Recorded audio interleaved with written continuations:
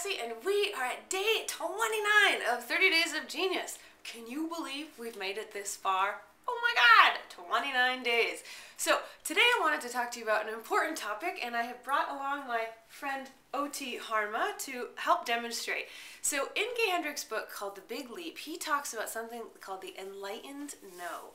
And basically he's trying to make the point, here we are all learning how to say yes to our genius and finding out what it is, but it's also important to learn how to say no. We need to learn how to say no to things that aren't in our genius, or maybe in our zone of excellence, maybe even in our zone of competence, and maybe even in our zone of incompetence.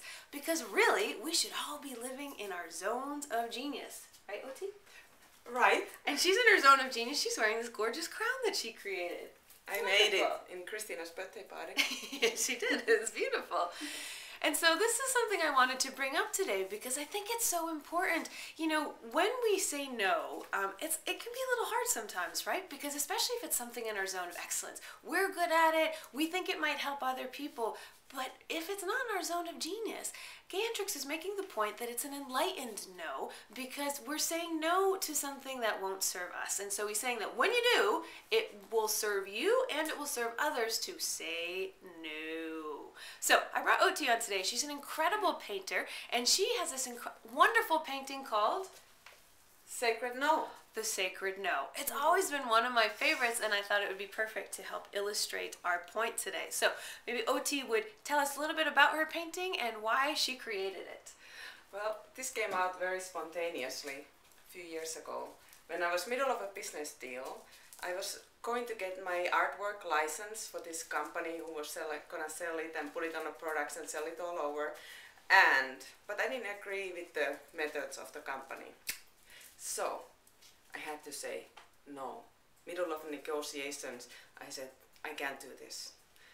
I said no to passive income. She said no to money. Yes, I said no. Can you believe it? And did that feel like the right decision? It felt right. And did it serve you in the end? It did serve me. So, I learned how to say no. to say no. So it's an important topic because we have to learn how to say yes to our genius and say no to things that aren't our genius. And we are as defined by what we say yes to by what we say no to. So I'm sure you've had that experience somewhere in your life, and so I'm going to ask you, check that out for yourself. See if someone asks you to do something and you're like, yeah, it's not really my thing, and see if you can find the power within you to say the sacred, enlightened no. It's a very powerful place to be. It is. Yeah, it is. So that is your invitation for today. See if you can find out places to say no and watch your genius flourish because of it. So, thank you, Oti, for coming on today. You can find out about Oti's wonderful art at otart.com. Yes, thank you.